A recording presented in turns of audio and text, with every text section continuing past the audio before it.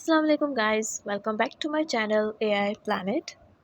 Okay, so आज की इस वीडियो में आप लोगों को थर्ड टेस्ट पेपर का पूरा सॉल्यूशन मिल जाएगा।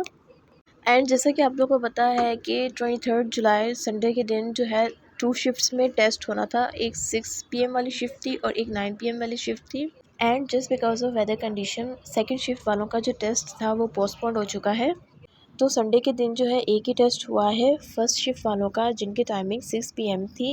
And yes, congratulations to all of them जिन्होंने अपना थर्ड टेस्ट पेपर अटेंड किया है। बिकॉज थर्ड टेस्ट पेपर बहुत ज़्यादा इजी आया था उन लोगों के लिए जिन्होंने अगर फर्स्ट और सेकंड टेस्ट पेपर की तैयारी अच्छे से की होगी ना, तो ये थर्ड टेस्ट पेपर उनके लिए हलवा होगा। क्योंकि मैं आप लोगों को बता दूं कि थर्ड टेस्ट पेपर में ऑलमोस्ट सारे के सारे क्वेश्चंस रिपीट हुए हैं। सेकंड पेपर में जो क्वेश्चंस रिपीट हुए थे ना, वो आई थिंक 3 या 4 थे, वो भी इंग्लिश के क्वेश्चंस थे। लेकिन थर्ड टेस्ट पेपर में जो है मैथ्स के भी ऑलमोस्ट सारे क्वेश्चंस रिपीट हुए हैं। तो जिन लोगों ने फ़र्स्ट और सेकंड की अच्छे से तैयारी की होगी, तो वो लोगों ने तो मुझे लगता है सर 10 मिनट्स में ये पेपर कर लिया होगा। बट ऐसा नहीं है कि ऑलमोस्ट सारे क्वेश्चंस रिपीटेड थे। मैथ्स में I think 4 to 5 questions new थे एंड इंग्लिश के भी जो है कुछ क्वेश्चंस न्यू आए हैं। तो इन क्वेश्चंस की पूरी सॉल्यूशन आपको इस वीडियो में मिल जाएगी। इनफैक्ट मैंने पूरा पेपर अगेन सॉल्व करवाया है। ओके, वन मोर थिंग कि we are very very very lucky जिनका अभी तक रोल नंबर नहीं आया है, बिकॉज हमें बहुत ज़्यादा आइडिया हो चुका है और बहुत ज़्यादा हेल्प भी मिल रही है इन टेस्ट पेपर से कि पेपर किस टाइप का आ रहा है और कौन कौन से क्वेश्चन आ रहे हैं। मोस्टली तो हमारा ये फ़ायदा है कि क्वेश्चन रिपीट हो रहे हैं। अब आप लोग इन टेस्ट पेपर्स की इतनी अच्छे से तैयारी कर ले कि क्वेश्चन की इतनी अच्छे से प्रैक्टिस करें कि आप वहाँ पर जाते ही जो है आपको याद हो कि इसका आंसर ये है और फ़ौरन से आप लोग आंसर्स टिक करके आ जाएं। क्योंकि अब हमें ये अंदाज़ा हो चुका है कि क्वेश्चन जो है रिपीट हो रहे हैं। एंड वैसे भी अगर क्वेश्चंस रिपीट नहीं होते हैं, तो अगर कोई न्यू क्वेश्चन आ जाता है, अगर आप लोग ने प्रैक्टिस की होगी, तो वो न्यू क्वेश्चन जो है आप लोग ईजिली सॉल्व कर सकते हैं। एंड वन मोर थिंग, जो सेकंड शिफ्ट वाले थे आज जिनका पेपर पोस्टपोन्ड हो चुका है, आज नहीं हुआ। सेकंड शिफ्ट जिनकी टाइमिंग 9 पीएम थी और रोल नंबर जो थे 35,000 से लेके 50,000 तक थे। अब आप लोग अपनी ईमेल्स पर नज़र रखिएगा एंड कामरान खान तसूरी के ऑफिशियल पेज पर आप लोग नज़र रखिएगा। एंड इंशाल्लाह अपने चैनल पर भी मैं आप लोगों को अपडेट करती रहूँगी, क्योंकि अब कभी भी जो है डेट अनाउंस हो सकती है आप लोगों के टेस्ट की। नेक्स्ट रोल नंबर 35 से लेके 50,000 तक, ठीक है। सो वीडियो को स्टार्ट करते हैं। एंड येस, इन पेपर्स की पिक्चर्स जो है मैं अपने इंस्टाग्राम पर पोस्ट करती हूँ। तो अगर आप लोगों को पेपर्स की पिक्चर चाहिए तो आप मेरे इंस्टाग्राम पर जाकर मुझे फॉलो कर सकते हैं और वहाँ से वो पिक्चर्स देख सकते हैं। सो एज़ यूजुअल मैं आप लोगों को पहले इंग्लिश के क्वेश्चन जो वर्बली हैं उनके आंसर्स बताऊँगी। इसके बाद हम लोग मैथ्स के क्वेश्चन की सोल्यूशन स्टार्ट करेंगे। सो ये थर्ड पेपर का सेकंड क्वेश्चन आया है, ये रिपीट हुआ है, ठीक है। ये सेकंड जो हुआ था टेस्ट पेपर, उसमें भी ये क्वेश्चन आया था। Dash breakup rock slowly wearing it away over millions of years. तो इसका आंसर है सेकंड वाला बी, ठीक है। Ice wind and running water breakup rock slowly wearing it away over millions of years. Okay, so our next question is Pakistan has 4.2 million hectare unit of area, HA का मतलब hectare होता है, ठीक है, of forest and planted trees which equates to 4.8% of the dash land area. So the answer is A option, ठीक है। Total आएगा यहाँ पर, total land area. Okay, so let's move to our next question. और ये वाला question भी जो है रिपीटेड क्वेश्चन है। ये वाला जो क्वेश्चन था I think first test paper में आया था। I always prefer to read dash the school library, so the correct answer is in the school library. Okay, so let's move to our next question. This question is also a repeated question एंड ये वाला question वो question है जो first paper और second test paper दोनों में repeat हुआ था और ये थर्ड टेस्ट पेपर में भी रिपीट हुआ है। And the question is, in a revolutionary development in technology, some manufacturers now make biodegradable forms of plastic. Some plastic trash bags, for example, gradually dash when exposed to sunlight, and the correct answer is decompose. Okay, so our next question is also a repeated question. ये भी second test paper में question repeat हुआ था.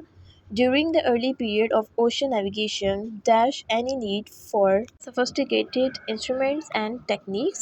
So the answer is option D. There was hardly any need for sophisticated instruments and techniques. So our next question, okay, ये वाला new question है, ठीक है, ये repeated question नहीं है. She climbed dash the ladder to paint the wall, और इसका बहुत सिंपल आंसर है option C, up. She climbed up the ladder to paint the wall. So our next question is also a new question. ये वाला question भी repeat नहीं हुआ है. So the question is, all employees are eligible to dash off the insurance plans offered by the college. So the correct answer is B, option B, any. All the employees are eligible to any of the insurance plans offered by the college. So our next question is also a repeated question और ये test paper 1 जो हुआ था हमारा उसमें वाला question आया था. Question is, with a peak elevation of 8,611 metre. आगे क्या लिखा हुआ है ब्लर है, आप लोग टेस्ट पेपर 1 में देख लीजिएगा कि क्या लिखा हुआ था. K2 is dash of the Karakoram range. So the correct answer is mountain. ठीक है, तो option B is the correct answer, mountain of the Karakoram range. आप लोग पेपर की हालत देख सकते हैं, बारिश की वजह से जो लिखा हुआ है उसकी इंक फैलने लग गई है. तो अच्छा है कि सेकेंड शिफ्ट वालों का पेपर इन लोगों ने पोस्टपोन कर दिया और आप लोगों के लिए एक और मौका है, आप लोग अच्छे से तैयारी कर लें. ओके तो अब जो नेक्स्ट क्वेश्चन है वो सीरीज़ का क्वेश्चन है. फर्स्ट टेस्ट पेपर जो हुआ था उसमें कोई भी सीरीज़ का क्वेश्चन नहीं आया था, लेकिन जो सेकंड टेस्ट पेपर हुआ था उसमें एक सीरीज़ वाला क्वेश्चन आया था और वो क्वेश्चन जो है वो चेंज था. ठीक है, और ये वाला क्वेश्चन जो आया है सीरीज़ का ये वाला चेंज है. तो हम देखते हैं कि ये वाला कैसे सॉल्व होगा. इसमें दिया हुआ है 8, 10, 14, 18, 26. पहले आप लोग खुद ट्राई करें इसको करने के लिए. ठीक है, यहाँ पे वीडियो पॉज कर दें, अगर नहीं होता है तो इसकी सोल्यूशन आगे देखें. अच्छा जी, यहाँ पर 8 में 2 प्लस करेंगे तो 10 बन जाएगा. ठीक है, अगर 10 में 2 प्लस करते हैं तो यहाँ पर 12 आना चाहिए. इसका मतलब यहाँ पर 10 में 4 प्लस होगा. ठीक है, 4 प्लस हुआ तो हमारे पास 14 हो गया. 14 में भी हम लोग 4 प्लस कर रहे हैं तो हमारे पास 18 आ रहा है. लेकिन जब 18 में 4 प्लस करेंगे तो हमारे पास 26 नहीं आएगा. इसका मतलब 18 में जो है हम लोग 8 प्लस कर रहे हैं तो हमारे पास 26 आ रहा है. ओके, अब इसकी सीरीज़ को समझें. 8 से 10 में हमने 2 प्लस किया, 10 से 14 में हमने 4 प्लस किया, 14 से 18 में भी हमने 4 प्लस किया, 18 से 26 में हम लोगों ने 8 प्लस किया. ठीक है, तो अब 26 से जो नेक्स्ट नंबर होगा उसमें भी हम लोग 8 प्लस करेंगे. अच्छा, हम 8 प्लस क्यों करेंगे? क्योंकि पहले के नंबर में 2 प्लस था, फिर नेक्स्ट में 4 हुआ है, फिर नेक्स्ट में 4 हुआ है, मतलब 4 2 टाइम रिपीट हुआ है. तो अब 8 जो है एक दफ़ा इन्होंने कर दिया है और सेकंड टाइम भी रिपीट होगा. तो 26 में हम 8 अगेन प्लस करते हैं तो हमारे पास जो है 34 आएगा. ठीक है, तो इसका करेक्ट आंसर ऑप्शन बी है 34. Okay, so next question is also a most repeated question. ये वाला क्वेश्चन जो है इंग्लिश का फर्स्ट वाले पेपर में भी आया था, सेकंड टेस्ट पेपर में भी आया है और थर्ड पेपर में भी रिपीट हुआ है.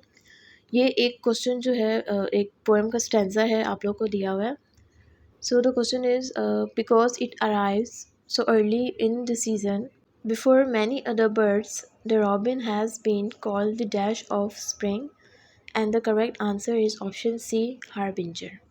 नेक्स्ट क्वेश्चन है, ये वाला भी न्यू क्वेश्चन है, ये वाला रिपीट नहीं हुआ था किसी भी पेपर में, दोनों में से.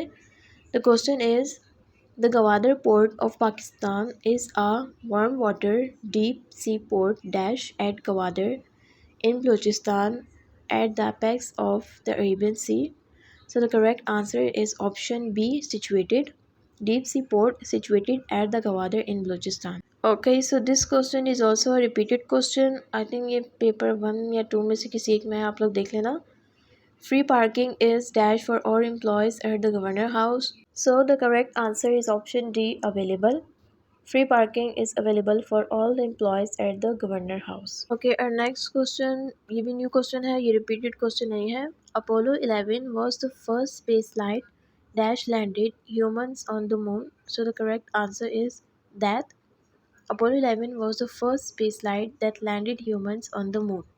Okay, so this is our last question. Mohenjo-daro was considered the oldest civilization dash the recent discovery of Göbekli Tepe in 1995. अच्छा, ये वर्ड जो है इसकी प्रोनाउंसिएशन आप लोग खुद देख लीजिएगा.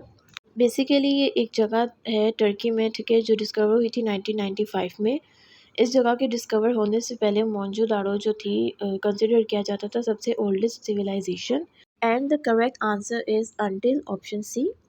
Mohenjo-daro was considered the oldest civilization until the recent discovery of Göbekli Tepe in 1995.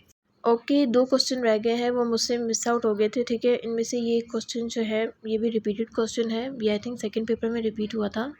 So the question is, traffic speed limits are set at a level that achieves some balance between the desire of most people to travel as quickly as possible and the danger of dash speed. So the correct answer is option D, excessive. Okay, हमारे पहले के जो 2 test paper हुए हैं उसमें जो है mostly maths के क्वेश्चंस आ रहे थे, ठीक है, परसेंटेज वाले, रेशियो वाले, बट मोस्टली परसेंटेज के क्वेश्चंस आ रहे थे और इंग्लिश के बहुत कम थे और सीरीज़ वाले तो थे ही नहीं, ठीक है, आईक्यू के नहीं थे, जनरल नॉलेज के थे 1-2।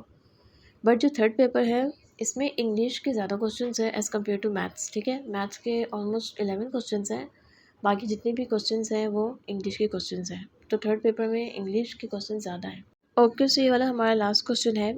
इन 1792 force of viking warriors sacked the famed abbey at Lindisfarne dash England's north east coast.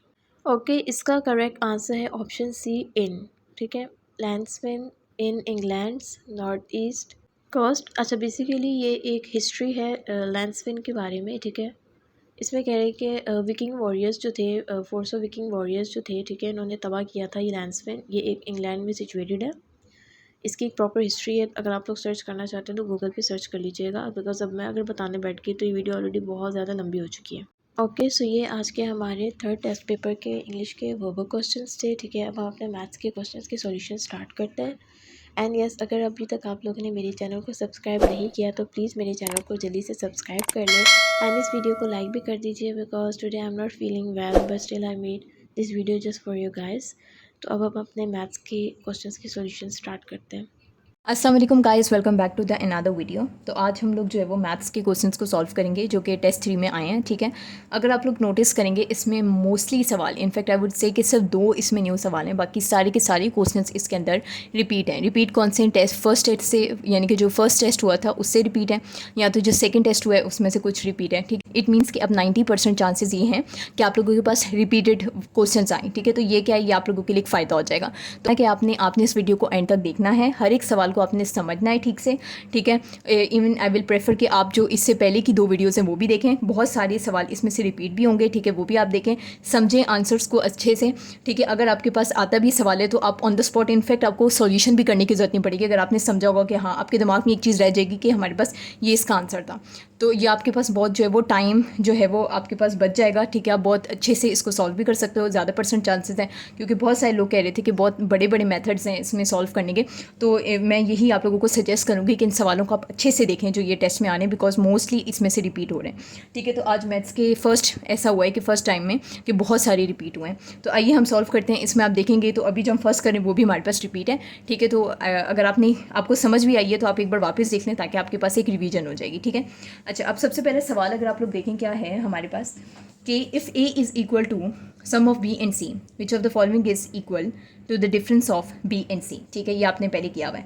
अच्छा, इसमें क्या है हमारे पास, क्या बोल रहे हैं कि अगर हमारे पास ए अगर इक्वल है हमारे पास, ठीक है, ए हमारे पास इक्वल है to the sum of B and C, यानी कि बी प्लस सी के सम के इक्वल है क्या हमारे पास ए, ठीक है, यानी कि is equal to sum of B plus C. So which of the following, यानी कि क्या चीज़ हमारे पास होगी equal to the difference of B and C. Difference क्या होता है, डिफरेंस हम माइनस को कहते हैं, ठीक है। सम क्या होता है, सम हम प्लस को कहते हैं और डिफरेंस हम माइनस को कहते हैं। तो क्या चीज़ सवाल पूछें, अब क्या हमारे पास इधर आएगा, ऑप्शंस, चारों ऑप्शंस में से कोई एक होगा जो कि डिफरेंस ऑफ बी माइनस सी के डिफरेंस के इक्वल होगा, ठीक है। इसको सॉल्व करने का सबसे आसान तरीका क्या है कि ये जो हमारे पास, इसको हम लेट कर लेते हैं, मतलब कि फर्स्ट इक्वेशन यानी कि 1 का नाम दे देते हैं, ठीक है। अच्छा, अब हम क्या करते हैं कि इसमें माइनस सी को दोनों तरफ हम प्लस करवा देते हैं, जैसे ए है ना तो ए माइनस सी करवा देते हैं, ठीक है, ठीक है। तो ये हो गया हमारे पास ए माइनस सी और दूसरी तरफ हो गया हमारे पास क्या, बी प्लस, ये हमारे पास जो है आ गया माइनस सी, ठीक है। इस ब्रैकेट को हटा देते हैं, सिंपल हम माइनस सी लगा रहे हैं, ठीक है। दोनों तरफ क्या कर दिया हमने, माइनस सी को जो है वो लगा दिया, ठीक है। ए माइनस सी और B plus minus, B plus C और माइनस सी, तो दोनों तरफ हमारे पास क्या हो गया कि माइनस सी को हमने ऐड कर दिया।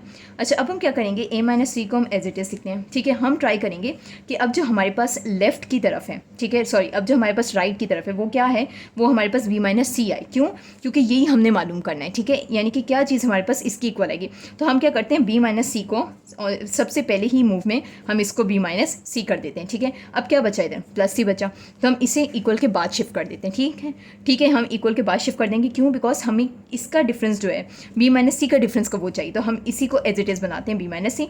जो प्लस सी यहाँ पर है उसे हम मूव करवा देंगे जो है वो लेफ्ट की तरफ, ठीक है, और जब मूव करवाएंगे तो ये प्लस सी माइनस सी बन जाएगा, ठीक है, तो ये क्या हो जाएगा? माइनस सी हो जाएगा। अब हम ए को एज इट इज़ लिखते हैं, ठीक है, माइनस माइनस हमारे पास क्या होता है? प्लस होता है, ठीक है, तो माइनस माइनस प्लस हुआ तो हमारे पास क्या हो जाएगा? कोफिशिएंट इनके ऐड हो गए। कोफिशिएंट क्या होता है? इन वेरिएबल्स के साथ 1 और 1 जो है वो हमारे पास हमेशा होता है, तो उन्हें वो हम कोफिशिएंट्स कहते हैं, ठीक है। तो वेरिएबल्स की पास हमेशा 1 वैल्यू होती है, ठीक है, जैसे अगर इसके पास कुछ नहीं है तो उसकी पावर भी 1 है, ठीक है, तो ये चीज़ आपने याद रखना है। अब कोफिशिएंट्स क्या हो गए? माइनस माइनस प्लस हो गए, तो कोफिशिएंट हमारे पास ऐड हो गए, तो क्या हो जाएगा हमारे पास? लेकिन आंसर में क्या आएगा? माइनस ही आएगा, ठीक है, ये आप लोगों को पता है कि वो हम माइनस माइनस में प्लस बोलेंगे, लेकिन लिखने में माइनस ही लिखेंगे, ठीक है। अच्छा, तो माइनस माइनस प्लस हो गया तो हमारे पास क्या हो जाएगा? 2 और सी आ जाएगा equals to B minus C. It means के बस ये हो गया यहाँ तक सॉल्व, ठीक है।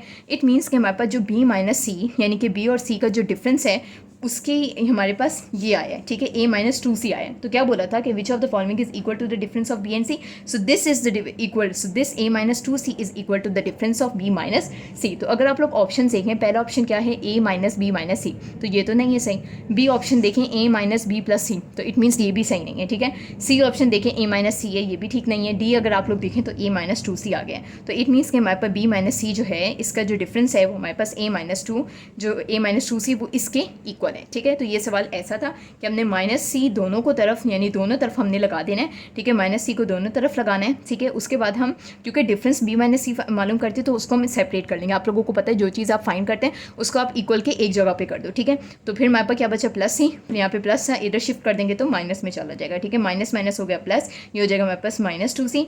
a माइनस 2 सी हमारे पास राइट ऑप्शन है, तो B, so D is a right option.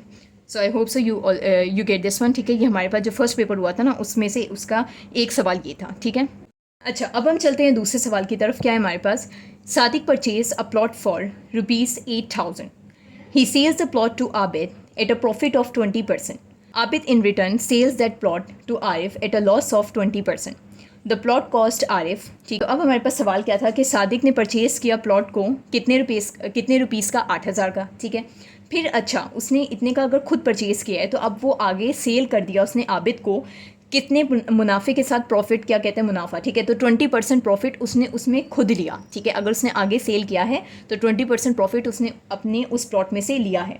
अच्छा, फिर आबिद ने इन रिटर्न क्या किया? आबिद ने जो है वो सेल कर दिया आगे, ठीक है, आबिद ने भी आगे सेल कर दिया उसको जो है वो किसको? आरिफ को, ठीक है। लेकिन उसको क्या हुआ? 20% का लॉस हो गया, ठीक है। तो जो सादिक है उसे 20% का प्रॉफिट जो है वो हो गया, लेकिन आबिद को 20% का लॉस हो गया। अब बोल रहे हैं कि जो आरिफ को जो आबिद ने 20% लॉस के साथ दिया है वो कितने का दिया है वो हमने अभी जो है वो गेस करना है, यानी कि वो क्या है। तो हम इसे करते हैं सॉल्व, ठीक है। ये वाला भी बता देती हूँ कि ये भी हमारे पास रिपीटेड क्वेश्चन है, किसमें से? जो फर्स्ट पेपर हुआ था उसी का रिपीटेड है, ठीक है। तो ये साथ साथ में बताती हुई जा रही हूँ कि न्यू कौन सा है और रिपीटेड क्या है, ठीक है। तो अब हम करते हैं इस सेकंड को सॉल्व, ठीक है। क्या कह रहे थे कि सादिक जो है उसने परचेज किया प्लॉट फॉर ₹8,000। तो सबसे पहले तो मैं लिख लेती हूँ कि 8,000 रुपीज़ का जो है वो किसने परचेज़ किया है? हमारे पास सादिक ने प्लॉट। अब उसको 20% का इसमें से क्या हुआ है? फ़ायदा हुआ है, मुनाफा उसको आगे बेचने पर हुआ है। किसको? जब उसने आगे आबिद को वो दिया तो उसको 20% का मुनाफा हुआ। तो अब ये जो 8,000 निकला है ना इसका हम 20% निकालते हैं, ठीक है। 8,000 क्या हो जाएगा? Multiply by 20 divide by 100। आपको पता है क्योंकि 20% है, इट मीन्स कि परसेंट मीन्स डिवाइडेड बाई 100। तो simply you have to when it comes कि हम 8,000 का जो है वो 20% निकालते, तो इट मीन्स कि 20 को आपने डिवाइड कर देना है 100 से, ठीक है। ये जीरो इधर कैंसिल हो गया, ये जीरो हमारे पास इधर कैंसिल हो गया। क्या बचा हमारे पास? 800 मल्टीप्लाई बाई 2। जब आप 800 को मल्टीप्लाई करवाएंगे 2 के साथ तो आपके पास आ जाएगा 1600, ठीक है। क्या आ जाएगा आपके पास? 1600 आ जाएगा। तो इट मीन्स कि अब जो हमारे पास आबिद है, ठीक है, उसको यानी कि फ़िलहाल हमने क्या किया, अभी हम लोगों ने क्या किया कि हमने 8,000 जो है उसका 20% निकाला तो हमारे पास 1600 बन गया, ठीक है। अब हम क्या करते हैं कि ये जो 8,000 है इसे हम प्लस करवा देते हैं 1600 में, ठीक है। ये जो 8,000 है इसे हम क्या करवाते हैं, जब 1600 में प्लस करवाएंगे तो हमारे पास जो आंसर आएगा वो होगा हमारे पास कितना? वो होगा हमारे पास 9600, ठीक है, 9600। तो इट मीन्स कि जो सादिक है उसने जब इस प्लॉट को 8,000 का लिया, ठीक है, 20% उसने अपना खुद का प्रॉफिट लिया, ठीक है। तो जब उसने खुद का प्रॉफिट लेकर वो 8,000 का आगे बेच दिया, ठीक है, अपने खुद के 20% प्रॉफिट के साथ, तो इट मीन्स कि उसको कितने का उसने आगे बेचा उसको 9600 में, ठीक है। इट मीन्स कि उसने जो है वो यही प्लॉट उसने आबिद को कितने का दिया, आबिद को 9600 में दे दिया, ठीक है।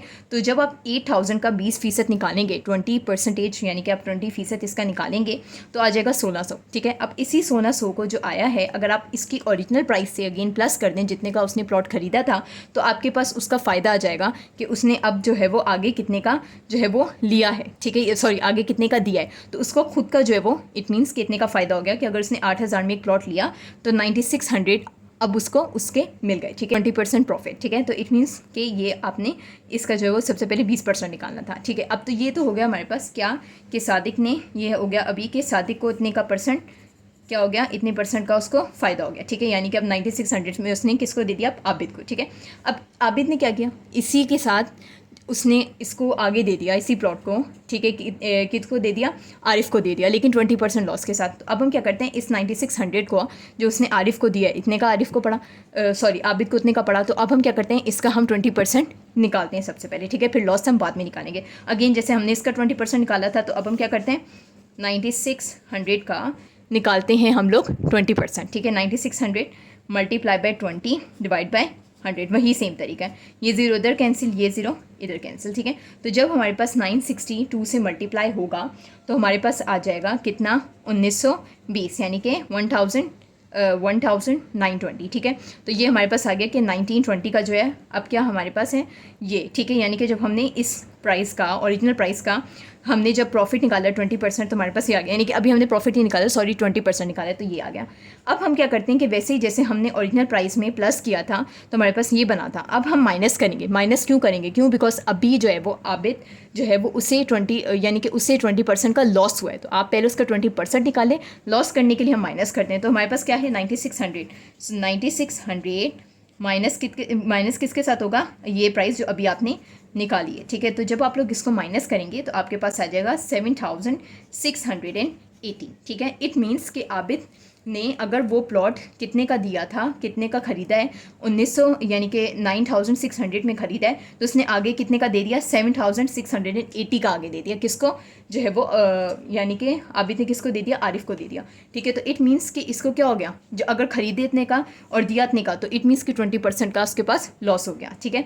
तो ये हमारे पास लॉस का भी आ गया, लॉस के लिए हमने माइनस कर दिया, ठीक है, उस ओरिजिनल प्राइस से जितने का ख़रीदा और उसकी 20% जो आपने निकाला उसको माइनस कर दिया, और जब उसका प्रॉफिट हुआ था साथी को तो वो आपने प्लस कर दिया, ठीक है। तो इस सवाल को ये इस तरीके से जो है वो सॉल्व करना था, ठीक है।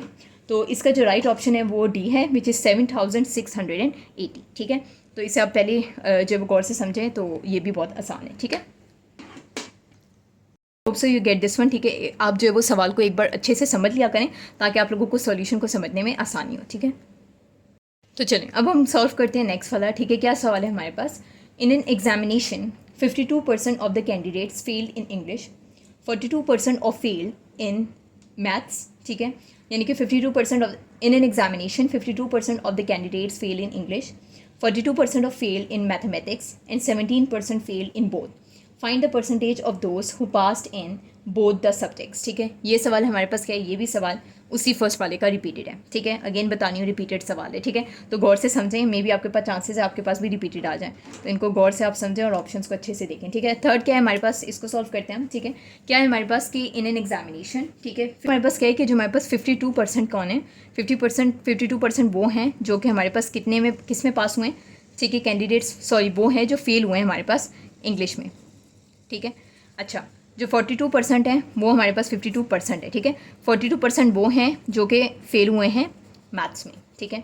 17% वो हैं जो दोनों ही सब्जेक्ट्स में, इंग्लिश और मैथ्स दोनों में ही फेल हुए हैं, ठीक है। ये बोथ, ठीक है, दोनों ही हमारे पास इंग्लिश और मैथ्स दोनों में फेल हुए हैं, ठीक है। हमने क्या मालूम करना है, find the percentage of those who passed in both the subjects, ठीक है। अब तो जिसमें वो पास हुए ना वो हमें यानी कि अब हमें उन्हें मालूम करना है जो दोनों ही सब्जेक्ट्स में पास हुए, ठीक है, उसकी परसेंटेज मालूम करनी है, ठीक है। सवाल देख लें, परसेंटेज मालूम करनी है, ऑप्शंस भी देख लें, परसेंटेज में गिवन है, तो इट मीन्स हमने परसेंटेज में ही मालूम करना है, ठीक है। ये भी आप ज़रा गौर से देख लिया करें कि क्या चीज़ कितने में फाइंड करनी है, ठीक है। तो इससे आपको अंदाज़ा हो जाता है, जैसे परसेंट में ही परसेंट में ही मालूम करना है, और हमारे पास जो ऑप्शन है उसमें भी परसेंट गिवन है, ठीक है। सब बहुत आसान है।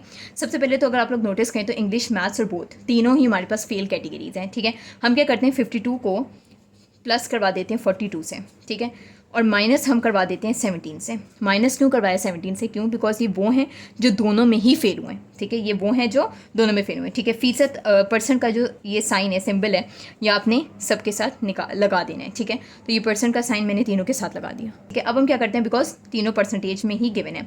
अब मैंने क्या किया, 52 और 42 को प्लस करवा दिया, 17 को मैंने इसलिए माइनस करवाया क्योंकि ये वो हैं जो दोनों में ही फेल हुए थे, तो इसको माइनस करेंगे, ठीक है। जब हम ऐसा करेंगे तो हमारे पास क्या आ जाएगा, हमारे पास आ जाएगा 77, ठीक है, हमारे पास 77% आ जाएगा, ठीक है। जब हम 77% हमारे पास आ जाएगा तो अब हम क्या करेंगे, ठीक है। अब ये इट मीन्स कि इसमें से हमने परसेंट तो निकाल लिया, ठीक है। अब हमने वो मालूम करना है जो दोनों पेपरों में, इंग्लिश और मैथ्स दोनों में पास हैं, उसकी परसेंटेज मालूम करनी है, ठीक है। तो इसके लिए हम क्या करेंगे, हम इसका स्टैंडर्ड, आपको पता है स्टैंडर्ड हम हमेशा 100% लेते हैं। अगर 77% ही फेल है हमारे पास, सारे के सारे 77% फेल थे, तो अगर हम स्टैंडर्ड जो हमारे पास 100% है, 77 के से तो हम 100% ही देखेंगे ना, तो 100% में से जब हम माइनस करेंगे 77% को, तो हमारे पास आ जाएगा 23%, ठीक है। क्या आ जाएगा हमारे पास 23%। तो इट मीन्स कि 23% हमारे पास वो हैं जो कि हमारे पास दोनों ही सब्जेक्ट्स में पास हैं, ठीक है। क्यों हमने 100 से माइनस करवाया, क्योंकि 100 हमारे पास हमेशा स्टैंडर्ड होता है, ठीक है। व्हेन इट कम्स परसेंटेज तो हमेशा हम 100 जो है वो उसी को स्टैंडर्ड लेते हैं परसेंटेज के क्वेश्चन में, ठीक है। तो 77% है, तो इट मीन्स हम 100 से ही माइनस करेंगे। इट मीन अगर 77% लोग फेल हैं तो 100 में से जब हम इसे माइनस करेंगे तो 23% आ गया। इट मीन्स 23% अब वो हैं जो कि दोनों सब्जेक्ट्स में पास हैं। तो इसका राइट ऑप्शन क्या है, राइट ऑप्शन है हमारे पास डी, जो कि हमारे पास 23%, ठीक है। So I hope so you get this one too. हम आते हैं दूसरे क्वेश्चन की तरफ। ये बड़ा ही कोई इंटरेस्टिंग है, ठीक है, ये रिपीटेड नहीं है, ये इन्होंने न्यू दिया इसमें, ठीक है। क्या है हमारे पास, देखते हैं कि 3 business partner Q, R and S agree to divided their total profile for a certain year in the ratio 2:5:8 respectively. If Q share was rupees 4,000, what was the total profit of the business partner for the years? क्या मालूम करना है। सबसे पहले तो देख लें हमारे पास क्या गिवन है, 3 बिजनेस पार्टनर है, ठीक है। 3 बिजनेस पार्टनर हमारे पास कौन कौन से हैं, Q है, R है और S है, ठीक है। ये 3 क्या हैं, ये 3 बिजनेस पार्टनर है, ठीक है।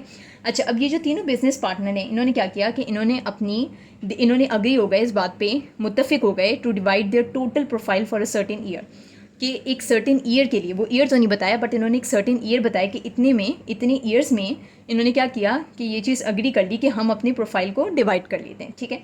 अच्छा, अब किस रेशो में डिवाइड किया उन्होंने, 2:5:8, ठीक है।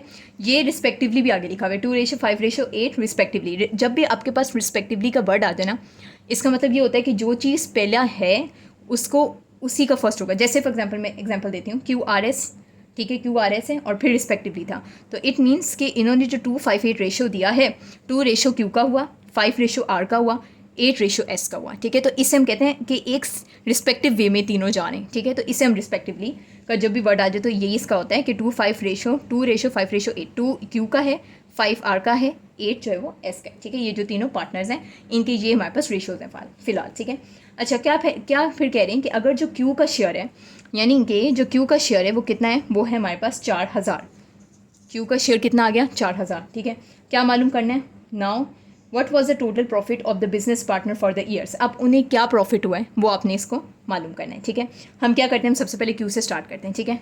Q से हम स्टार्ट करते हैं। तो Q ने जो है वो क्या किया, Q को जो फ़ायदा हुआ है वो कितने का हुआ है, यानी कि इन्होंने Q की एक वैल्यू बता दी कि जो Q है उसने कितना शेयर किया है, 4,000, तो ये मैंने इक्वल कर दिया 4,000 के, ठीक है। अब Q की अगर आप वैल्यू देखो रेशो में तो 2 गिवन है, ठीक है। इट मीन्स कि जो 2 गिवन है, अगर मैं 2 को जो है वो मल्टीप्लाई करवा दूँ किस नंबर से कि हमारे पास 4,000 आ जाए, इट मीन्स कि उतना ही तो उसने शेयर किया था।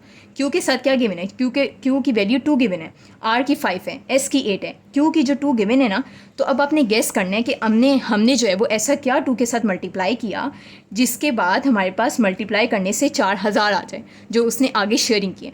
तो अगर हम ऐसा करें कि 2 के साथ 2,000 को मल्टीप्लाई करवा दें, ठीक है, 2,000 को अगर हम मल्टीप्लाई करवा दें तो 2 मल्टीप्लाई बाई 2,000 इक्वल्स टू 4,000, ठीक। हमने ऐसा 2 के साथ क्या मल्टीप्लाई किया कि हमारे पास 4,000 आ गया, तो दैट इज़ 2,000, ठीक है। 2,000 को हमने मल्टीप्लाई किया, ठीक है। तो ये हमने खुद से ऐसा समझा है, ठीक है, क्योंकि Q की वैल्यू 2 गिवन थी, ठीक है। अब हमारे पास ना R का शेयर गिवन है ना S का शेयर गिवन है, लेकिन हमें एक अंदाज़ा हो गया कि हमने जब 2,000 लगाया तो हमारे पास एक वैल्यू आई है। तो अब हम ऐसा करते हैं, अब हम R के लिए फाइंड करते हैं, ठीक है। तो आर ने कितना शेयर किया वो देख लेते हैं, ठीक है। अच्छा, आर की वैल्यू कितनी गिवन है 5, जैसे क्यू की आपने 2 लिखी थी, अब आप आर की 5 लिखते हैं, ठीक है। 5 को हम मल्टीप्लाई करवाएंगे किसके साथ, 5 को भी हम 2000 के साथ ही मल्टीप्लाई करवाएंगे। क्यों? बिकॉज अब समझ आ रहे कि उन्होंने शेयरिंग इतनी ही की थी, तो अगर क्यू ने 2000 की शेयरिंग की है तो आर भी 2000 ही, मतलब 2000 ही लगाएंगे। शेयरिंग उसने 4000 की है, ठीक है। तो इधर भी हम 2000 लगाएंगे, क्यों? बिकॉज क्यू के पास भी 2000 लगा। तो जब हम 5 को मल्टीप्लाई करेंगे 2000 से, तो क्या बन जाएगा हमारे पास बन जाएगा 10,000, ठीक है। क्या बन जाएगा? 10,000, ठीक है। तो हमने क्या किया, इधर भी 2000 लगाया, तो हमारे पास इट मीन 10,000 बन गया। इट मीन्स आर ने कितने की शेयरिंग की, आर ने 10,000 की शेयरिंग की। अगर क्यू ने 4000 की है तो आर ने 10,000 की है। अब एस के लिए करते हैं, ठीक है। जो एस पार्टनर है उसके लिए कर लेते हैं। इसके पास कितनी वैल्यू गिवन है, 8, ठीक है, 8 वैल्यू गिवन है। तो अब आप लगा दें 8, ठीक है, मल्टीप्लाई, अब आप लोग जो वो 8 लगा दें। इसको भी हम 2000 से ही मल्टीप्लाई करेंगे, ठीक है। तो ये हो गया 2000, ठीक है। जब 8 को 2000 से मल्टीप्लाई करेंगे तो आ जाएगा आपके पास 16,000, ठीक है। क्या आ जाएगा आपके पास? 16,000। इट मीन्स कि अब हमें तीनों पार्टनर्स के शेयर पता चल गए। तो यहाँ से हम क्या कर सकते हैं, यहाँ से हम उसका टोटल प्रॉफिट मालूम कर सकते हैं। क्या था सवाल कि what was the total profit of the business partner for the years. तो अब उन्होंने जो पूरी शेयरिंग की थी वो हमें मालूम हो गई।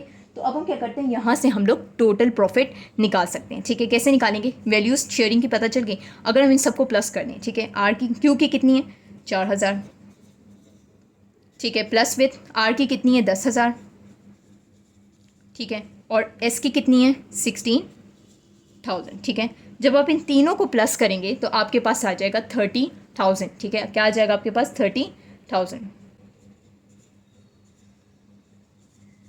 ठीक है। 30,000 आ गया आपके पास, ठीक है। अगर आप लोग एक ऑप्शन बी ऑप्शन देखें तो बी ऑप्शन में आपके पास है 30,000। इट मीन्स कि उन्हें कितने का टोटल प्रॉफिट हुआ, इन पार्टनर्स को जो है वो टोटल प्रॉफिट इन ईयर्स में कितने का हो गया, 30,000 का हुआ, ठीक है। 30,000 का प्रॉफिट हुआ है। तो ये हमारे पास इसका राइट ऑप्शन है, ठीक है, which is the B one. तो ये इसको इस तरीके से ठीक है। तो सबसे पहले आप समझ लें कि इन्होंने 3 पार्टनर्स ये थे, उनका रेशो भी गिवन था। इन्होंने उसमें से एक का बता दिया शेयर जो कि 4000 था, ठीक है। फिर हमने क्या किया कि अगर क्यू की वैल्यू 2 गिवन थी रेशो के अंदर, तो इट मीन्स के जो 2 गिवन है हम उसमें ऐसा क्या मल्टीप्लाई करेंगे उसका शेयर आ जाए 4000। तो अगर हम 2000 से मल्टीप्लाई करवाएं तो 4000 आ जाएगा, ठीक है। तो अब ये स्टैंडर्ड हमें पता चल गया कि भाई अब 2000 से ही हमने मल्टीप्लाई करवाना है, ठीक है। आर का गिवन था वैल्यू 5, एस का गिवन था 8, ठीक है। अब इन दोनों के साथ ही हमने जब 2000 भी मल्टीप्लाई करवाए तो इनके शेयर्स आ गए, ठीक है। क्यू ने 4000 किया था, आर ने 10,000, एस ने 16,000। जब तीनों को फिर जब प्लस कर देंगे इनके शेयर्स को तो हमारे पास प्रॉफिट आ जाएगा ईयर्स का total profit which is 30,000। So I hope so you get this one to. तो ये हमारे पास जो है ना एक नया सवाल था, ये दोनों ही एग्जाम्स में गिवन नहीं है, तो ये इन्होंने एक न्यू दिया है, ठीक है। This is not the repeated one. चलें तो अब हम चलते हैं नेक्स्ट क्वेश्चन की तरफ, ठीक है। नेक्स्ट क्या है, after a discount of 25% the sale price of suitcase is ₹846। What was the original price of the suitcase. अब ये जो सवाल है ये भी आपके पास रिपीटेड है। कहाँ से रिपीटेड है, ये जो अगर आपने आईटी का फर्स्ट टेस्ट देखा होगा तो ये उसी का रिपीटेड है, ठीक है। ये भी हमारे पास एक मीन्स के एक और रिपीट सवाल आ गया, ठीक है। इसको हम सॉल्व करवाते हैं, ठीक है। कैसे सॉल्व होगा ये, आफ्टर ए डिस्काउंट ऑफ 25%, ठीक है। इससे क्या हो रहा है कि एक्चुअली में ये भी तरीका है कि आपका सारा रिवाइज भी होता जा रहा है, ठीक है। और अगर इन केस और in fact as a luck I will say कि अगर आपके पास एज अ रिपीटेड आ भी जाते हैं तो आपको ज़्यादा इनफैक्ट सॉल्व करने की भी ज़रूरत नहीं पड़ेगी, ठीक है। अगर आप इसे गौर से समझ भी लें, ठीक है, एक बार वापस समझ लें। तो अब हमारे पास क्या है 5 वाला, अगर हम देखें कि आफ्टर ए डिस्काउंट ऑफ 25% क्या था हमारे पास, the sale price of suitcase is ₹846, ठीक है।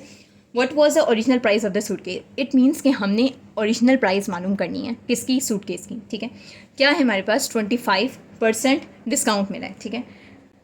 25% हमारे पास क्या मिला है, 25% हमें डिस्काउंट मिला, ठीक है। द सेल प्राइस कितने का उन्होंने दिया, शॉपकीपर ने आगे कितने का दिया है सेल प्राइस के साथ 846 का, ठीक है, इतने का ही दिया है, ठीक है। अब हमने क्या मालूम करना है, हमने इस सूटकेस की ये रुपीज़ है, ठीक है। हमने सूटकेस की ओरिजिनल प्राइस मालूम करनी है, ठीक है। क्या मालूम करनी है, प्राइस मालूम करनी है ओरिजिनल, ठीक है। So you have to find original price of the suitcase, ठीक है। अच्छा तो अब हम इसे सॉल्व करते हैं, ठीक है। सबसे पहले तो हमारे पास ये जो 25% गिवन है ना, इसे हम जो है वो क्या करते हैं कि हम लोग 100 में से माइनस करवा देंगे, ठीक है। अगेन वैसा ही हो गया कि हमारे पास स्टैंडर्ड क्या है 100 है, तो हम क्या करेंगे, अगर हम 100 में से माइनस करवा दें 25% को, किस में से 100% में से माइनस करवाएं 25% को, तो हमारे पास कितना बचेगा, हमारे पास बचेगा 75%, ठीक है। ये हमारे पास 75% बचा। हमने ऐसा क्यों किया, ठीक है। अगर आप लोग देखें तो ये 25% हमारे पास डिस्काउंट के साथ मिल चुका था, ठीक है। तो हम 25%, हम 846 का 25% नहीं निकाल सकते। हमने क्या किया, हमने स्टैंडर्ड 100 लिया। जब हमने 100 में से 25 को माइनस किया तो हमारे पास कितना परसेंट आ गया, 75% आ गया, ठीक है। अब हम ये परसेंट लेते हैं, ठीक है। अगर आपने मेरी वीडियोस देखी तो मैंने परसेंटेज का आप लोगों को फॉर्मूला बताया था, ठीक है। सिंपली वो लगाएं, इस सवाल में और कोई भी वो नहीं है, सिंपल उस परसेंटेज के फॉर्मूले को लगाएं, आपके पास ही निकल जाएगा, ठीक है। क्या फॉर्मूला है हमारे पास, फॉर्मूला है हमारे पास परसेंटेज का, कि परसेंटेज इक्वल होता है हमारे पास obtain divided by total multiply by 100, ठीक है। हमने क्या मालूम करना है, क्या हमें जवाब परसेंट में चाहिए, नहीं, हमें जवाब तो रुपीज़ में चाहिए। इट मीन्स कि हमें सिंपल जवाब चाहिए, ठीक है। तो इट मीन्स कि हमने परसेंट में मालूम नहीं करना, और हमने मालूम भी क्या करना है, हमने ओरिजिनल प्राइस मालूम करनी है, हमने कोई परसेंट मालूम नहीं करना। इट मीन्स कि अब हम लोगों ने जो प्राइस मालूम करनी है वो किस में मालूम करनी है, अब हमने जो मालूम करना है एक्चुअली में वो क्या मालूम करना है, वो हमने टोटल मालूम करना है, ठीक है। हमने परसेंटेज में मालूम नहीं करना, तो हमने क्या मालूम करना है, टोटल, ठीक है। तो टोटल, क्योंकि हमने ओरिजिनल प्राइस मालूम करनी है तो वो टोटल हुई, ठीक है। तो हम क्या करते हैं कि टोटल और परसेंट को क्या करते हैं, एक दूसरे की जगहें बदला देते हैं, ठीक है। बिकॉज हमने क्या किया, हमने इस फॉर्मूले के अंदर मॉडिफिकेशन कर दी, चेंजेस कर दी, तो टोटल को हम परसेंट की जगह पे ले जाते हैं, ठीक है। टोटल इक्वल्स टू ऑब्टेन अपनी जगह पे, परसेंट और टोटल ने अपनी जगह एक्सचेंज कर ली, ठीक है। तो परसेंट नीचे आ गया, मल्टीप्लाई बाय 100। अब सिंपल जो फॉर्मूला बना है उसके अंदर हम वैल्यूज़ को पुट कर देते हैं, ठीक है। तो अगर आप लोग देखें तो ऑब्टेन हमारे पास क्या था, ऑब्टेन की जो वैल्यू है, ऑब्टेन हमारे पास कितना हुआ, कितने की मतलब आपने वो खरीदी, तो वो आपके पास ऑब्टेन हो गया। सो 846 की आपने वो खरीदी, तो 846 ऑब्टेन पे परसेंट कितना, 75%, ठीक है। क्योंकि उसका स्टैंडर्ड में से जब हमने 100 में से माइनस किया 25 को, तो 75% आए, ठीक है। मल्टीप्लाई बाय, हम जब 100 से करेंगे, ठीक है, 75% मतलब 75% का आ गया, मतलब 75% आ गया, ठीक है। सो इक्वल करते हैं, जब हम यहीं से मल्टीप्लाई करेंगे 846 को 100 से, तो हमारे पास क्या आ जाएगा, 846 100 आ जाएगा, ठीक है, डिवाइडेड बाय 75, ठीक है। अब अगर मैं इसको पूरा करने बैठ जाऊँ तो थोड़ा टाइम लग जाएगा, ठीक है। तो अगर आप लोग इसे मल्टीप्लाई जो है वैसे साइड पे करके देख लेना, अगर आप लोग 84,600 को डिवाइड करेंगे 75 से, तो आप लोगों के पास क्या आंसर आएगा, आप लोगों के पास आंसर आ जाएगा, ठीक है, आप लोगों के पास आंसर आएगा 1128, यानी कि 11,128 आपके पास आ जाएगा, ठीक है। तो ये हमारे पास क्या आ गया, ये हमारे पास टोटल मालूम कर लिया, ये हमारे पास टोटल है, ठीक है। टोटल क्या था, टोटल हमारे पास ओरिजिनल प्राइस थी, ठीक है। टोटल हमारे पास क्या था, टोटल जो है वो हमारे पास ओरिजिनल प्राइस थी, ठीक है।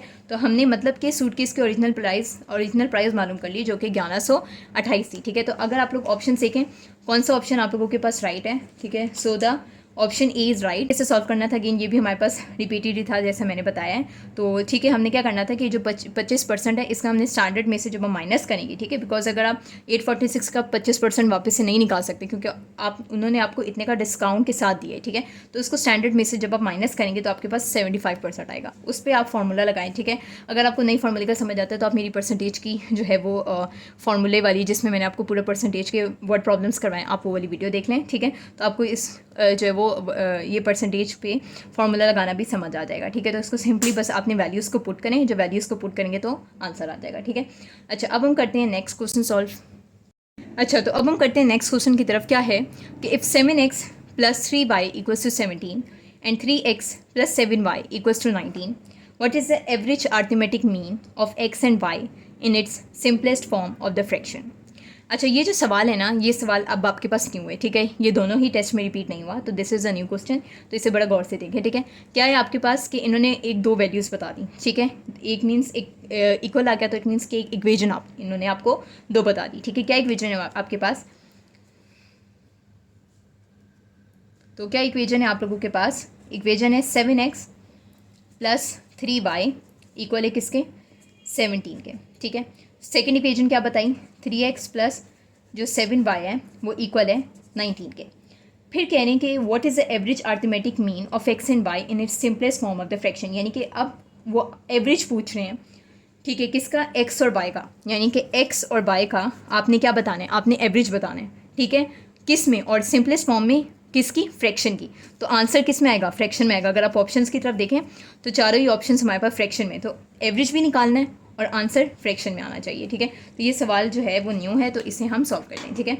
अच्छा है कि x और y का एवरेज भी निकालना है और जो एवरेज है वो फ्रैक्शन में आना चाहिए। तो अब ये जो दोनों हमारे पास इक्वेशंस गिवन हैं, इन्हें हम एक लाइन में लिखते हैं और यहाँ से सबसे पहले तो एक्स और वाई देखते हैं, ठीक है। यानी कि अगर आप देखें तो ये बड़ा आसानी से सॉल्व हो जाएगा, ठीक है।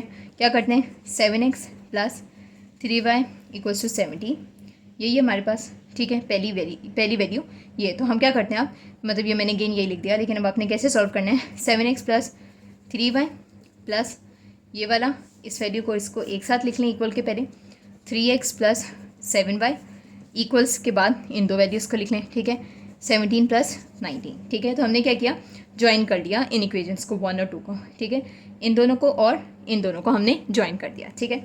अच्छा, अब आप क्या करते हैं, जो x की सेम वैल्यूज़ हैं उन्हें आपस में प्लस करवा देते हैं, जो y की सेम है उन्हें आपस में प्लस करवा देते हैं। सो 7x प्लस 3x हमारे पास कितना होता है, वो होता है हमारे पास 10x, ठीक है। इसी तरह से प्लस 3y 7y अगेन वो भी 10 ही होगा, तो ये हो गया हमारे पास 10y, ठीक है। तो आप पहले अगर अरेंज कर लें तो ठीक है, आप कर लेना कि जो प्लस 3x है 7x के साथ होगा, बिकॉज आपको पता है जो सेम वेरिएबल वाले हैं वही आपस में डिजॉल्व होते हैं एक दूसरे के साथ, ठीक है, वही आगे सॉल्व होते हैं, प्लस और माइनस वही होगा। तो 7x plus 3x 3y plus 7y, तो 7x प्लस 3x 10x हो गया। इसी तरह से 3y प्लस 7y 10y हो गया, ठीक है। 17 प्लस 19 कितना हुआ, 36 हो गया हमारे पास, ठीक है। अब आप लोग गौर से देखें तो ये जो 10x प्लस 10y है, इसमें जो 10 है ये हमारे पास क्या है, कॉमन आ रहा है, ठीक है। 10 और 10 कॉमन है, तो येस कॉमन है, तो 10 दोनों में सेम है, कॉमन है, इसे हम बाहर निकाल देते हैं, ठीक है। फिर हम ब्रैकेट लगाते हैं, क्या बचा, x plus Y bracket close equals to 36, ठीक है, बिकॉज 10 हमने क्या ले लिया, 10 हमने कॉमन ले लिया, ठीक है।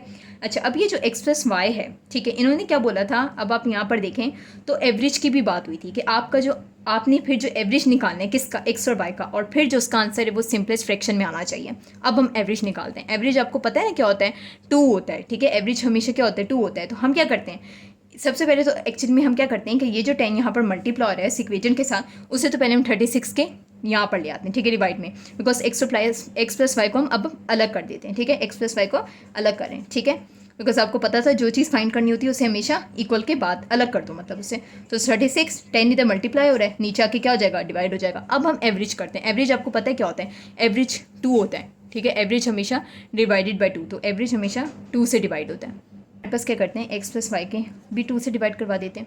इट मीन्स अगर यहाँ पे करवाए तो वहाँ पे भी हमें एवरेज निकालना है, तो यहाँ पे भी मैं क्या करूँगी, मल्टीप्लाई बाय, अब 10 है तो इट मीन्स कि 2 से मल्टीप्लाई हो जाएगा, ठीक है। यहाँ पे भी 2 लगा दिया, यहाँ पे भी 2 लगा दिया, तो X plus Y divided by 2 equals to 36 divided by 36 हो गया, ठीक है। अगर हम 10 और 2 का आपस में मल्टीप्लाई करें क्या आएगा, 20 आ जाएगा, ठीक है। अब हमारे पास इन्होंने क्या बोला था कि x प्लस वाई का एवरेज फ्रैक्शन आना चाहिए, तो x प्लस वाई अपॉन 2 क्या है, ये एवरेज ही तो है। इट मीन्स अब हम इसका आंसर फ्रैक्शन में ले आते हैं, और ये ऑलरेडी फ्रैक्शन में, लेकिन ये मजीद सिंपलेस्ट में आएगा, क्योंकि क्या जवाब था, सवाल क्या था कि सिंपलेस्ट में आपने करना है। ये आपस में डिवाइड हो रहे हैं, क्या ये एक ही टेबल में आ रहे हैं, यस, ये मतलब कि ये मजीद सिंपलेस्ट फॉर्म में हो सकते हैं, ठीक है, क्योंकि उन्होंने सिंपलेस्ट फॉर्म ऑफ फ्रैक्शन मांगा है। तो हम क्या करते हैं, 2 से, ठीक है, हम स्टार्टिंग 2 से करते हैं, बिकॉज 2 से ही दोनों डिजॉल्व हो रहे हैं। तो अब हमारे पास ये जो 36 और 20 ये दोनों ही हमारे पास 2 के साथ सॉल्व हो जाएंगे, ठीक है। हम 2 से स्टार्ट करते हैं, बिकॉज दोनों ही 2 में आ रहे हैं, 2 के टेबल में आ रहे हैं। सो 2 18 से हमारे पास क्या होता है, 36 होता है, और 2 10 से हमारे पास क्या होता है, 20 होता है, ठीक है। फिर ये मजीद 2 से हो जाएंगे, 2 9 से हमारे पास 18 होता है, और 2 5 से 10 होता है। अब मजीद क्या सॉल्व हो सकते हैं, 9 और 5 नहीं, ठीक है, ये किसी के टेबल में नहीं आते। तो इट मीन्स कि हमारे पास फ्रैक्शन क्या हो गया, अपने सिंपलेस्ट फॉर्म में आ गया, ठीक है। तो 9 डिवाइड बाय 5 ये हमारे पास फ्रैक्शन है, कैसे है, 9 अपॉन 5, ठीक है, ये हमारे पास फ्रैक्शन है, ठीक है।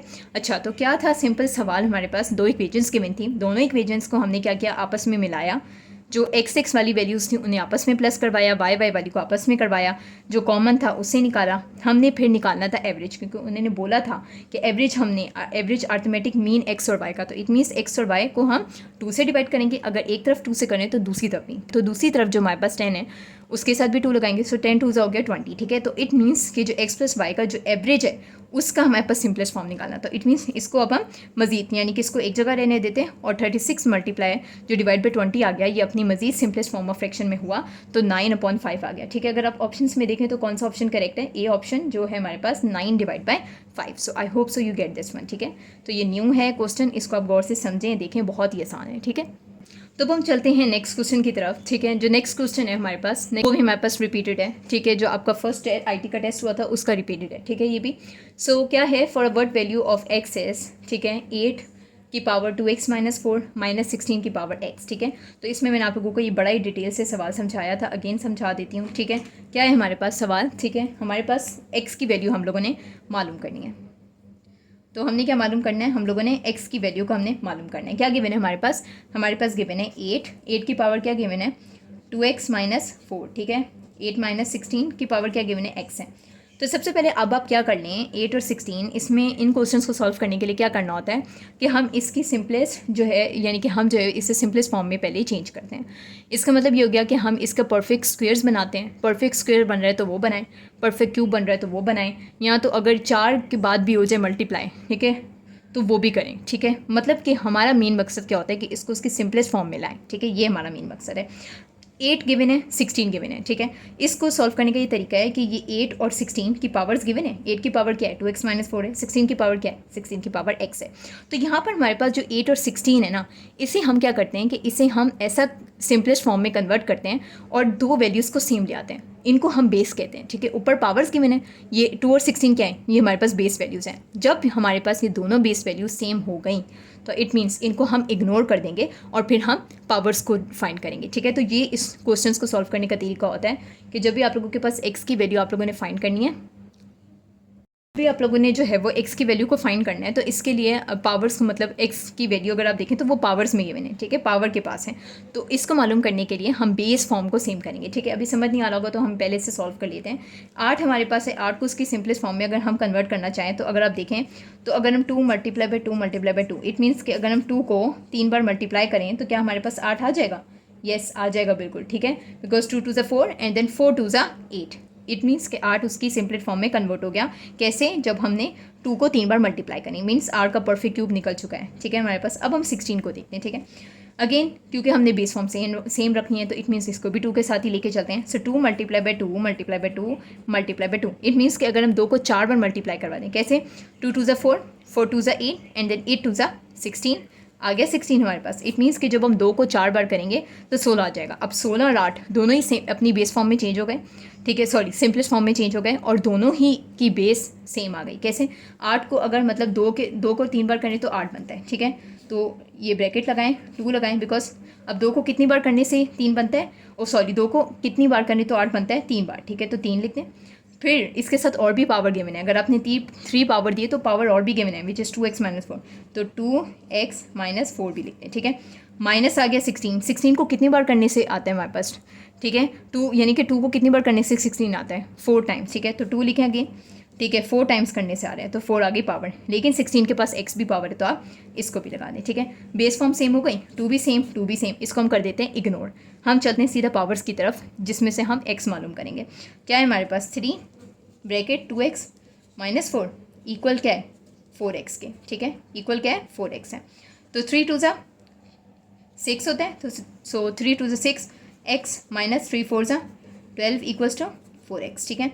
जो x की वैल्यूज़ हैं उसे एक तरफ कर लेते हैं, 6x है, ठीक है, यानी कि यहाँ तो उस तरफ करवा लेते हैं, ठीक है। तो हम क्या करते हैं -12 को एज इट इज लिखते हैं, यहाँ पे 4x को इधर रहने देते हैं, जो +6 है यहाँ पे उधर जाके शिफ्ट होगा तो -6 हो जाएगा, ठीक है। -12 इक्वल्स टू, जब 6 में से 4 गए तो कितना बचा, जब 6 में से हमारे पास 4 गए तो हमारे पास 2 बच गया, ठीक है। तो ये हो गया हमारे पास 2x, लेकिन साथ माइनस भी है हमारे पास, ठीक है। माइनस और माइनस कर दें कैंसिल, x की वैल्यू क्योंकि हमने मालूम करनी है 12, ठीक है। 2 यहाँ पे x से मल्टीप्लाई हो रहा है, इधर आकर क्या हो जाएगा डिवाइड हो जाएगा, ठीक है। 2 मल्टीप्लाई हो रहा है, इधर आके डिवाइड हो जाएगा।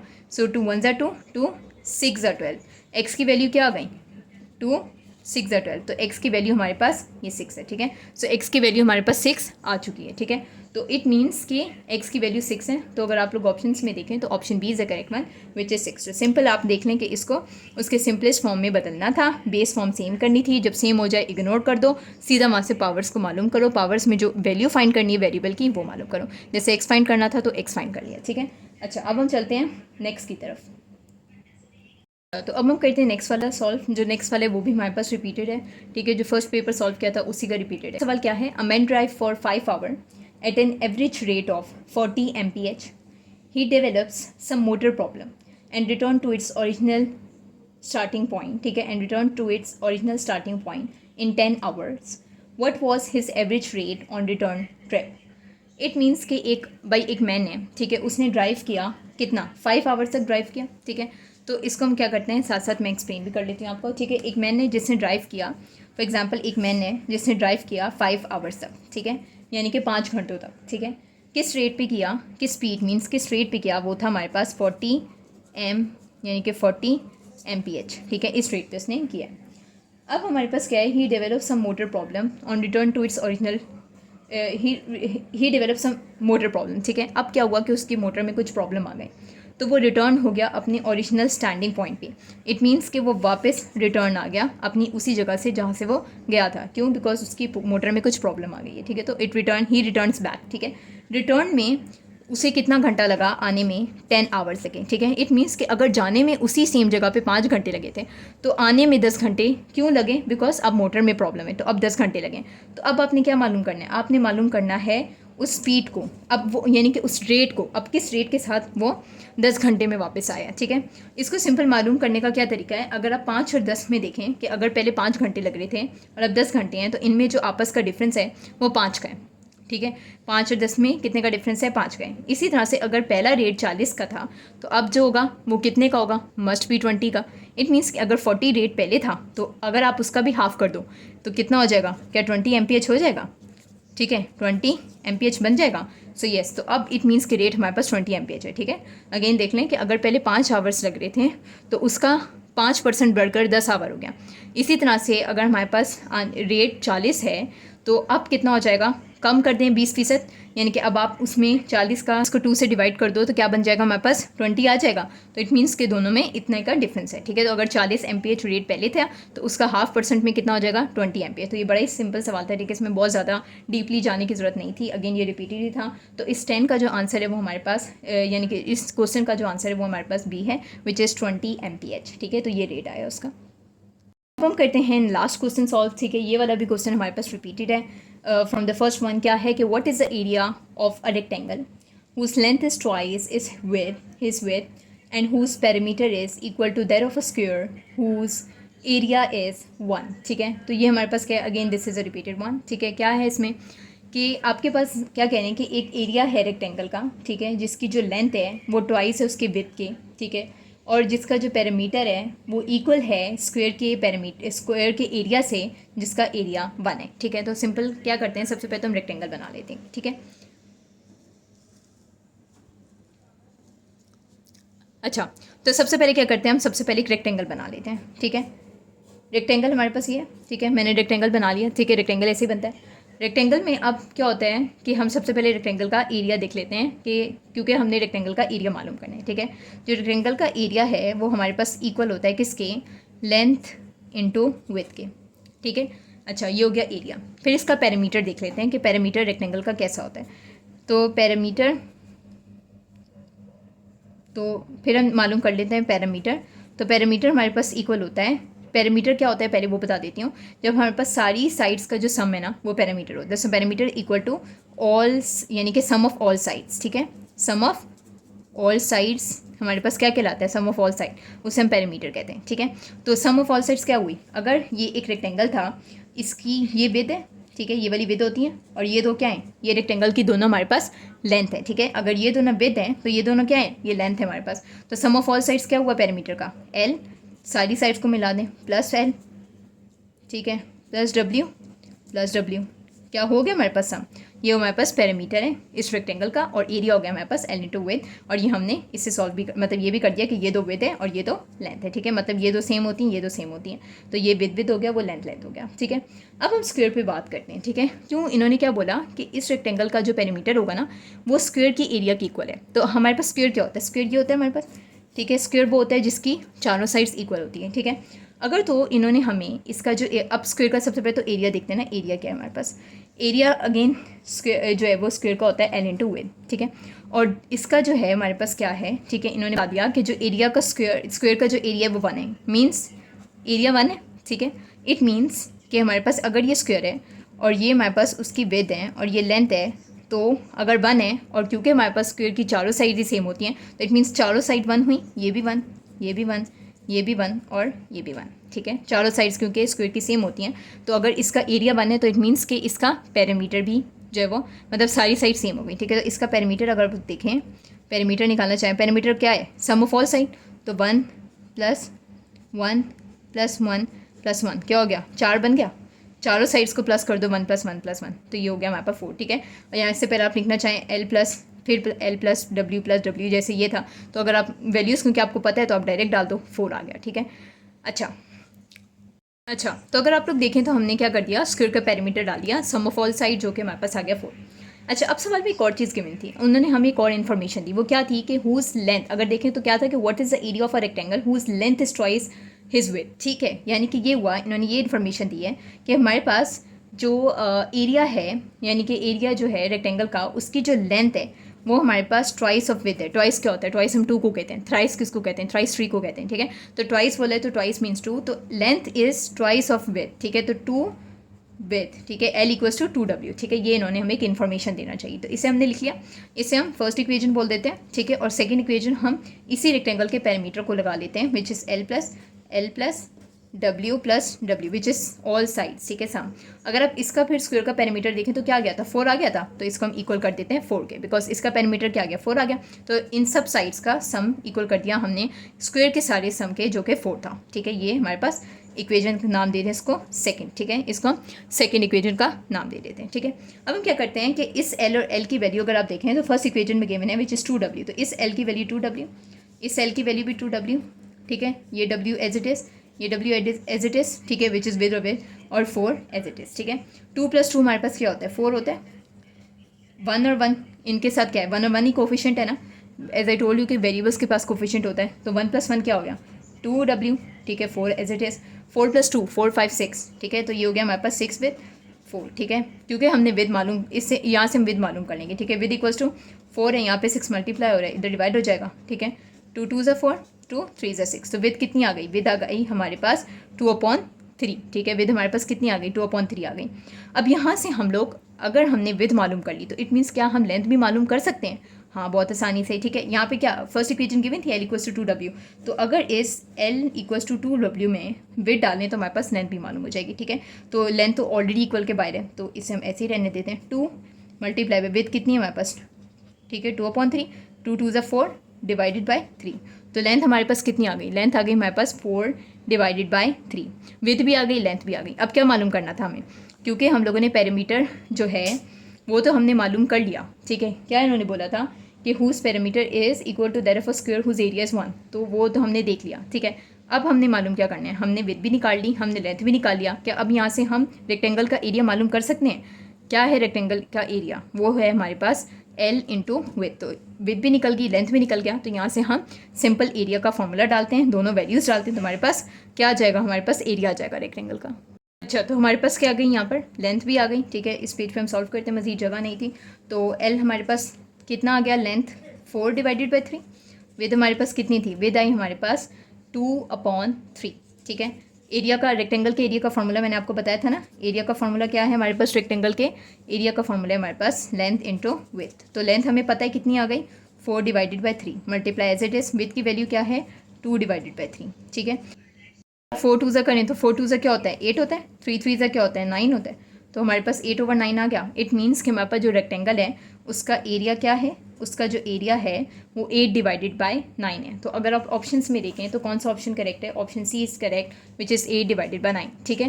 तो ये अगर आप लोग देखें तो ये हमारे पास जो है वो क्या था, ये हमारे पास पूरा इस तरीके से सॉल्व हुआ है, ठीक है। ये भी एज ए टोल्ड यू कि ये भी रिपीटेड वाला था, तो ये अगर आप लोग देखें तो ये हमारे पास ये क्वेश्चन सॉल्व किया हमने, ठीक है। ये भी हमारे पास क्या था, रिपीटेड वाला था, ठीक है। क्या किया हमने, सिंपल एक ट्राइंगल गिवन था, सॉरी रेक्टेंगल गिवन था, उसका एरिया देख लिया, पैरामीटर देख लिया, पैरामीटर इस क्या होता है, सम ऑफ ऑल साइड।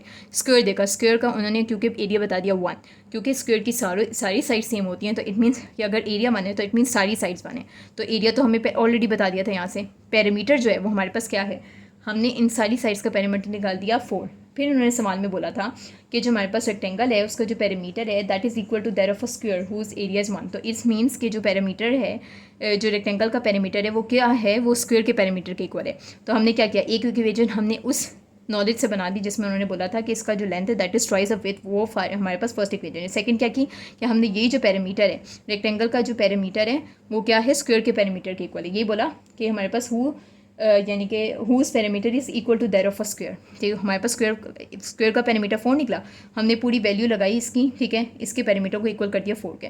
यहाँ से हमने विद मालूम की, ठीक है, एक तरफ करके विद मालूम की, लेंथ की वैल्यूज़ लगा के, और फिर हमने विद जब मालूम कर ली तो उसी फार्मूला इसी फर्स्ट इक्वेशन में डाला, विच इज़ L = 2W।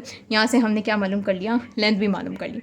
जब हमने मेरे पास लेंथ और विथ दोनों आ गई, हमने सिंपल, क्योंकि अब क्या लास्ट चीज़ रह गई थी कि रेक्टेंगल का एरिया मालूम करना था। एरिया के फॉर्मूले में डाला, एरिया के मतलब जो कि L × विथ था, L और विथ दोनों डाली तो हमारे पास एरिया आ गया which is 8/9। So C is right option which is 8/9। तो ये भी हमारे पास रिपीटेड था फर्स्ट का। तो अगर आप देखें तो ऑलमोस्ट सब रिपीटेड थे, सिर्फ 2 नए थे।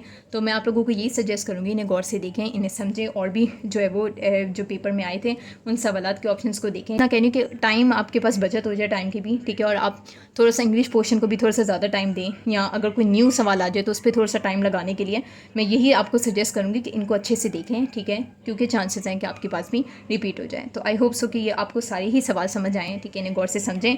अगर आपको मेरी वीडियो अच्छी लगी है तो इस वीडियो को लाइक करें और चैनल को सब्सक्राइब करें। टिल देन, अल्लाह हाफिज़।